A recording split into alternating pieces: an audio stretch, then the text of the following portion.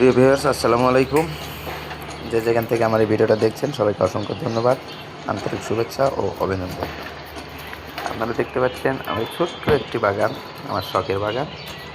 8তলা ভবনে ব্যালকনিতে গড়া এই বাগানটি, তাই বেশি গাছ লাগাতে পারি নাই, তার কারণ বড় ভবনে বেশি চাপ দেওয়া যাবে না, তাই ছোট্ট এই বাগানটি গড়েছি।